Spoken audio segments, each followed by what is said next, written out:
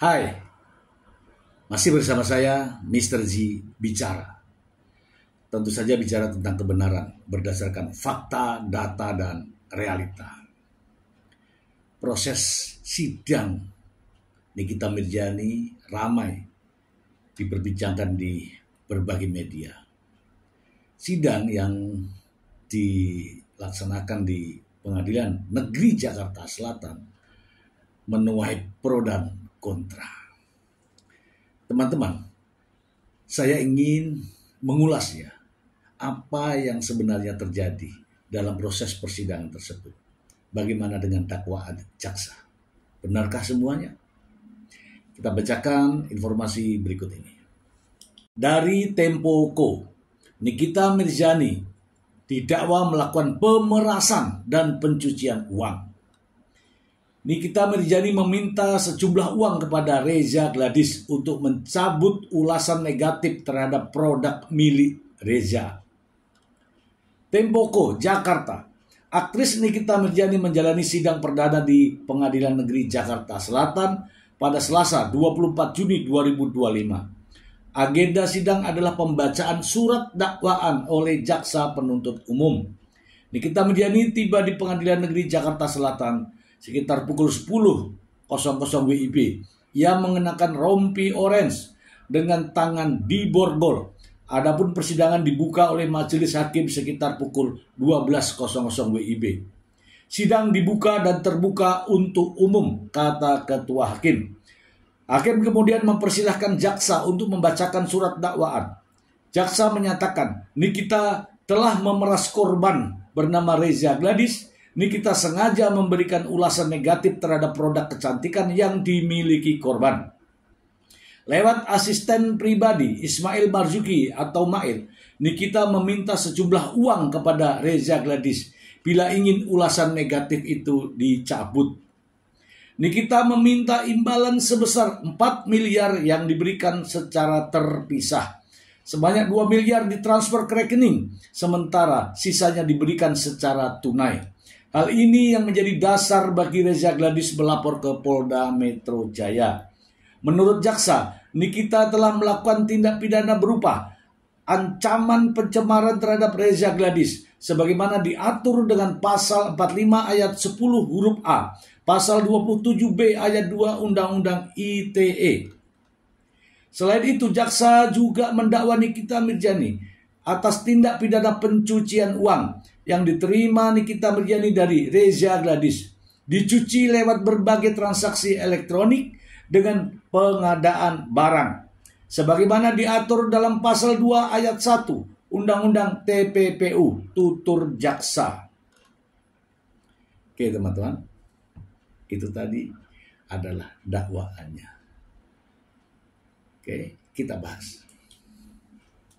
Oke teman-teman kita bahas ya. Saya menyoroti dulu pasal 27B Undang-Undang ITE ya, Undang-Undang ITE dulu. Ya, yaitu Undang-Undang Nomor 1 Tahun 2024 tentang memaksa orang dengan ancaman kekerasan atau pencemaran adalah perbuatan yang dilarang dalam pasal 27B Undang-Undang Nomor 1 Tahun 2024. Nih, kita bacakan. Ayat 1-nya. Setiap orang dengan sengaja atau tanpa hak mendistribusikan dan atau mentransmisikan informasi elektronik dan atau dokumen elektronik dengan maksud untuk menguntungkan diri sendiri atau orang lain secara melawan hukum, memaksa orang dengan ancaman kekerasan. A. Memberikan suatu barang yang sebagian atau seluruhnya milik orang tersebut atau milik orang lain. B. Memberi utang, membuat pengakuan utang atau menghapuskan utang. Ayat 2-nya. Setiap orang dengan sengaja dan tanpa hak mendistribusikan dan atau mentransmisikan informasi elektronik dan atau dokumen elektronik dengan maksud untuk menguntungkan diri sendiri atau orang lain secara melawan hukum dengan ancaman pencemaran atau ancaman akan membuka rahasia, memaksa orang supaya A. Memberikan suatu barang yang sebagian atau seluruhnya milik orang tersebut atau milik orang lain. B. Memberikan utang, membuat pengakuan utang atau menghapuskan piutang. Ini pasal 27 ayat 1 dan ayat 2. Kalau saya melihat dakwaannya, yaitu pasal 27 ayat 2. Yaitu ya, ancaman pencemaran atau dengan ancaman akan membuka rahasia, memaksa orang supaya memberikan suatu barang yang sebagian atau seluruhnya milik orang tersebut atau milik orang lain. B. Memberi utang, membuat pengakuan utang atau menghapuskan piutang. Nah, ini teman-teman, saya cenderung di pasal 27 ayat 2 poin A. Ya. Memberikan suatu barang. Ya, suatu barang ini maksudnya adalah uang. Kalau ayat 1 saya lihat ancaman kekerasannya tidak ada. Tetapi di sini ayat 2-nya yaitu ancaman akan membuka rahasia orang lain. Dan teman-teman, saya masih punya satu berita ya, satu berita. Ini informasi mengagetkan saya ya. Supaya tidak menjadi fitnah teman-teman, saya akan bacakan langsung untuk Anda. Berikut ini. Dari Metro ya teman-teman ya, Medcom, Media Komunikasi ID. Ya, judulnya sudah ngeri nih teman-teman. Nikita Mirzani pakai uang hasil memeras Reza Gladys untuk bayar cicilan rumah.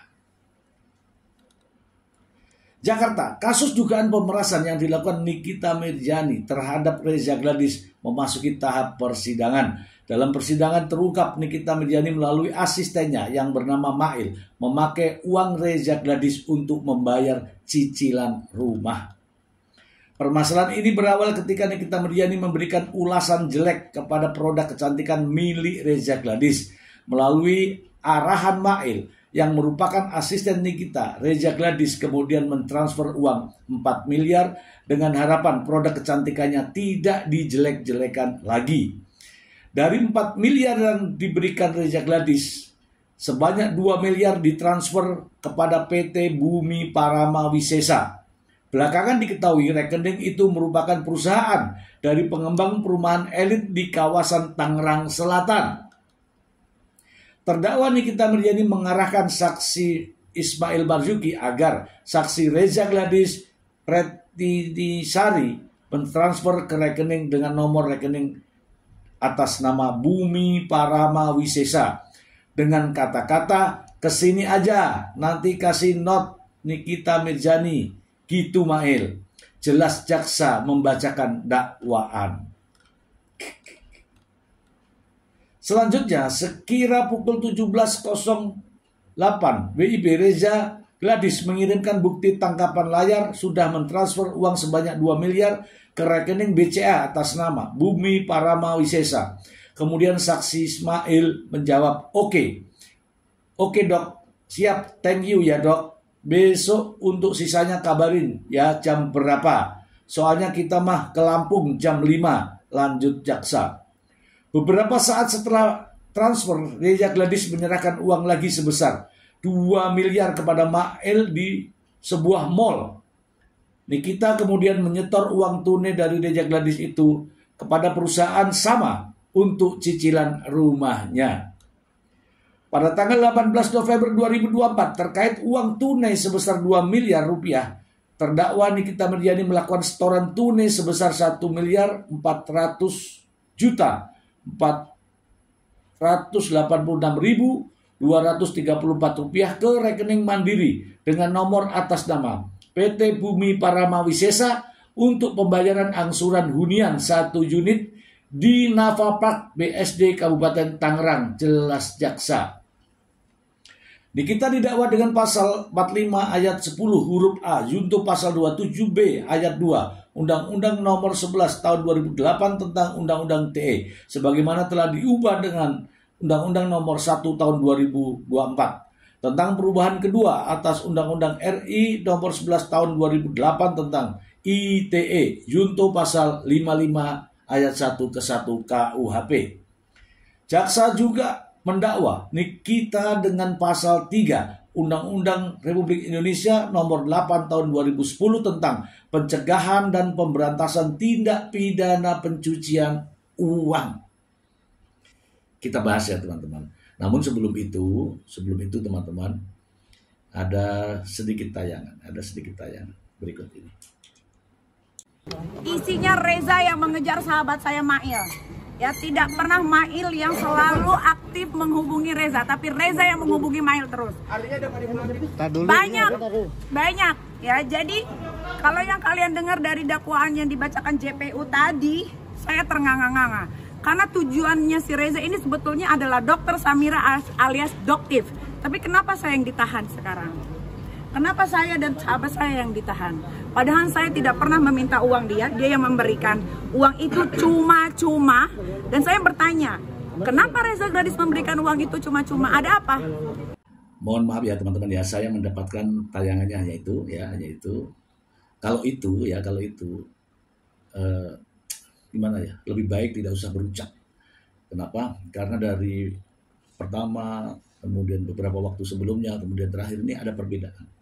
Setahu saya yang pertama itu endorsement, kabarnya itu endorse kan begitu. Yang kedua, sebagaimana gugatan Wan Prestasi itu adalah kesepakatan tidak tertulis.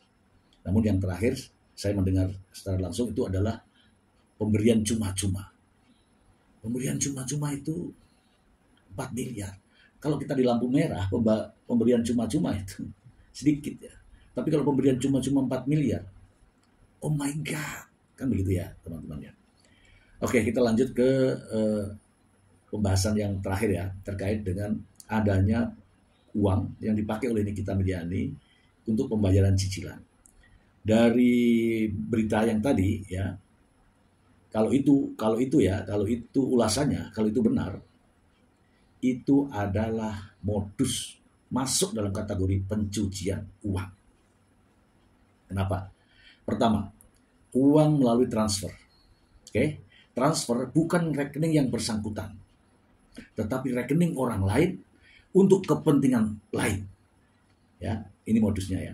Kemudian uang lagi yang 2 miliar, ya, ini yang 2 miliar kan langsung ke PT pengembang. Nah, yang 2 miliar kemudian ke PT yang sama, tetapi disetor langsung oleh Nikita Mirzani. Kalau itu uang yang digunakan adalah uang dari Dr. Reza Gladys, dibayarkan untuk pembelian suatu aset apapun bentuknya, itu masuk dalam kategori pencucian uang, teman-teman. Silahkan teman-teman boleh suka atau tidak, tapi unsur-unsur pencucian uang sudah masuk di sini, ya teman-teman ya. Begini ya, saya bukan membela salah satu pihak, bukan, tapi melihat dari fakta berita ini. Jujur saja, itu adalah unsur-unsur daripada tindak pidana pencucian uang. Saya kasih tahu nih, salah satunya adalah menerima transfer ya sejumlah uang yang asal usulnya tidak jelas. Kemudian dibayarkan, disamarkan, digunakan untuk melakukan pembayaran dan sebagainya. Itu masuk dalam kategori pencucian uang, teman. Jika teman-teman begini saja. Jadi kosongkan pikiran dulu, jangan terbawa emosi. Untuk menelaah masalah ini, jangan terbawa emosi. Anda semua, teman-teman semua, boleh mendukung salah satunya, boleh. Tetapi pikiran kita harus jernih. Yang pertama, dudukan dulu persoalannya. Yang berikutnya, padukan dengan dakwaan jaksa. Yang berikutnya adalah analisa dan teliti. Jika informasi tentang pembayaran cicilan rumah ini benar, teman-teman, dengan rekening orang lain untuk mentransferkan nilai rupiah, maka itu adalah satu dari unsur tindak pidana pencucian uang. Yang berikutnya adalah mengalihkan uang yang ada diterima tadi 2 miliar.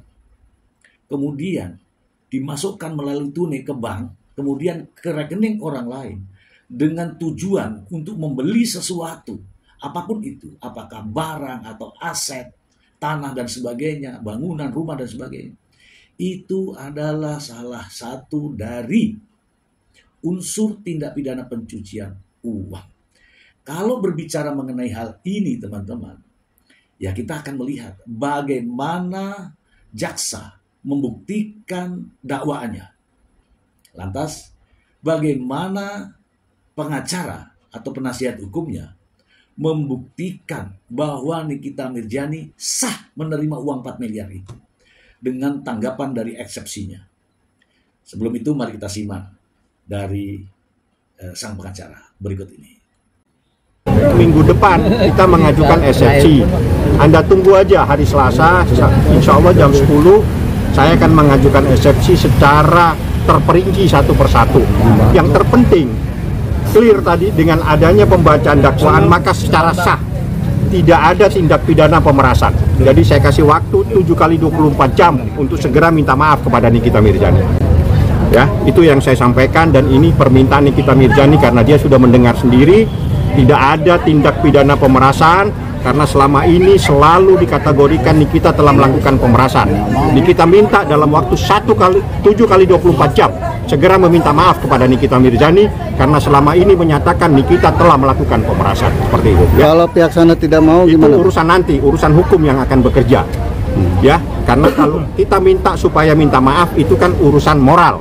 Tapi kalau tidak mau urusan hukum yang akan berjalan seperti itu. Ya. Oke, ada lagi yang mau ditanyakan? Minggu depan eksepsi, Anda tunggu eksepsinya seperti apa saja. Nah, kalau menanggapi dari pengacara dengan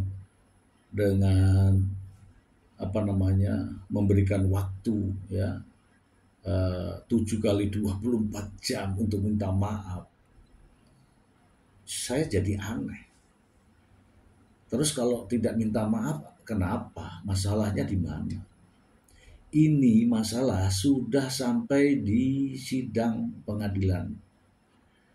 Tidak ada lagi prosesnya, jadi diselesaikan dalam pembuktian. Kalau tidak setuju dengan dakwaan jaksa, bantah dengan dasar-dasar hukum, bantah dengan fakta-fakta. Nanti jaksa juga akan menunjukkan fakta-fakta lain. Ada saksi-saksi yang lain.